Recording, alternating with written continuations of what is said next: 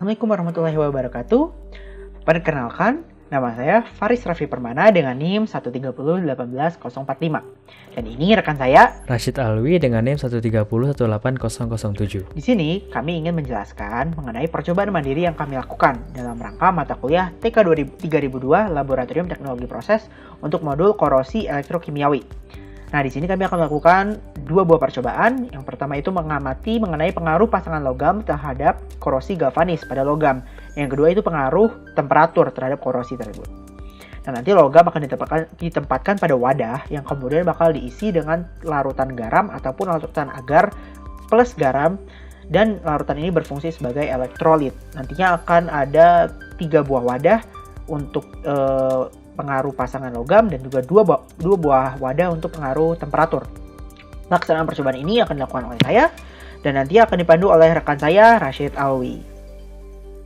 Oke, terima kasih Faris atas kesempatannya. Jadi di sini percobaan akan kita mulai dengan melakukan percobaan 1 ya, yaitu mengetahui pengaruh luas bidang sentuh terhadap korosi galvanis yang terjadi. Jadi di sini kita akan melihat bahan-bahan yang dibutuhkan. Yang pertama, bahan-bahan yang dibutuhkan adalah agar-agar. Di sini kurang lebih sebanyak 8 gram. Terus bahan selanjutnya adalah wadah ya. Wadah. Di sini wadah tahan panas yang bening sehingga bisa dilihat hasilnya. Terus di sini kita membutuhkan garam kurang lebih sebanyak 200 gram. Lalu di sini kita membutuhkan timah solder yang sama dililit sebanyak 3 buah untuk 3 sampel. Terus selanjutnya kita membutuhkan paku baja karbon yang sama sebanyak 3 buah juga untuk 3 sampel. Lalu terakhir adalah air. Sini kurang lebih 1 liter air. Berikut adalah skema dari percobaan yang dilakukan. Jadi di sini untuk variasi percobaan 1, paku baja karbon hanya disentuhkan pada ujungnya saja terhadap timah. Untuk variasi yang kedua, di sini paku baja karbon dan timah akan bersentuhan di sepanjang sisi paku sehingga luas permukaan bidang sentuhnya akan menjadi lebih besar. Lalu untuk variasi ketiga dan sebagai kontrol, di sini timah dan paku tidak akan disentuhkan sama sekali. Berikut adalah tampak dari ketiga variasi yang akan dilakukan pada percobaan ini.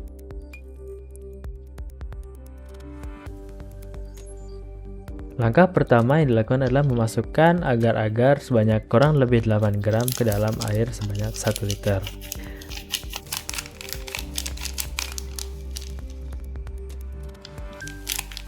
Selanjutnya, larut garam tersebut diaduk hingga tercampur dengan baik. Setelah tercampur dengan baik, maka di sini kita dapat menghidupkan kompor ya untuk memanaskan larutan agar-agar yang sudah dibuat. Sambil memanaskan agar-agar, di sini kita memasukkan garam sebanyak 200 gram. Setelah garam dimasukkan, campuran diaduk hingga garam, agar-agar, dan air tercampur dengan cukup baik.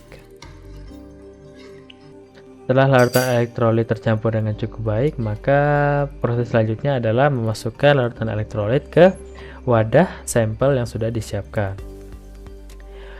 Perlu diperhatikan dengan baik bahwa di sini dalam penuangan larutan elektrolit ke wadah sampel harus dilakukan dengan cukup hati-hati agar konfigurasi logam yang ada di dalamnya tidak berubah. Berikut adalah penuangan larutan elektrolit pada variasi ketiga yaitu kontrol. Yang ini adalah penuangan larutan elektrolit ke variasi 2 yaitu penempelan pada sisi paku baja karbon.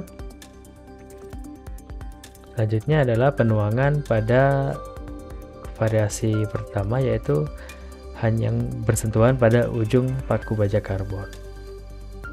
Berikut adalah tampak atas dari ketiga sampel variasi percobaan yang dilakukan. Berikut adalah tampak samping dari ketiga sampel variasi percobaan yang dilakukan.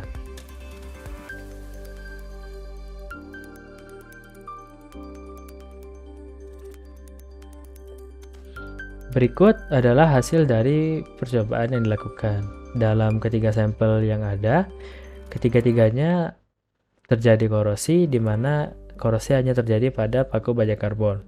Berdasarkan hal tersebut, dapat dilihat bahwa paku baja karbon berperan sebagai anoda sehingga terjadi oksidasi, dan timah berperan sebagai katoda.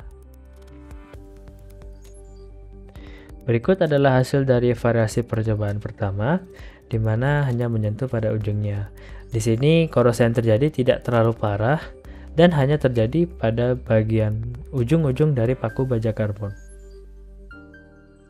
Berikut adalah hasil percobaan variasi kedua yang menempel pada bagian sisi. Di sini korosi yang terjadi pada paku baja karbon cukup parah dan terjadi cukup meluas di banyak bagian dari paku tersebut. Nah, berikut adalah hasil korosi yang terjadi pada kontrol. Di sini korosi yang terjadi tidak terlalu parah, namun tetap terjadi karena tetap ada perubahan warna dari paku baja karbon yang ada. Lalu, berdasarkan hal ini dapat disimpulkan bahwa luas permukaan bidang sentuh terhadap dari elektroda-elektroda yang ada pada korosi galvanis sangat mempengaruhi korosi galvanis yang terjadi. Dan di sini pada variasi yang disentuhkan pada bagian sisi paku baja karbon, korosi yang terjadi pada baja karbon adalah yang paling parah. Oke, berikut adalah hasil dari percobaan pertama dan akan dilanjutkan pada percobaan yang kedua. Berikut adalah bahan-bahan yang dibutuhkan untuk percobaan 2, yaitu 2 wadah tahan panas serta elektroda berupa paku baja karbon dan peniti aluminium sebanyak 2 buah. Berikut adalah skema dari percobaan yang akan dilakukan. Jadi di sini di wadah pertama akan dimasukkan elektrolit sebanyak 300 ml yang sudah dipanaskan selama 15 menit.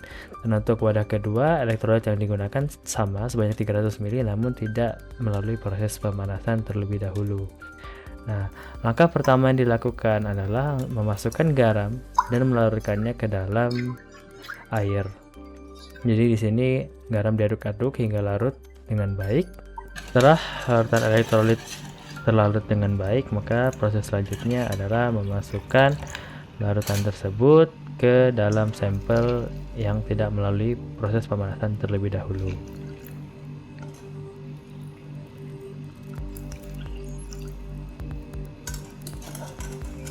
Proses selanjutnya adalah melakukan pemanasan terhadap larutan elektrolit dan logam yang bertindak sebagai elektroda.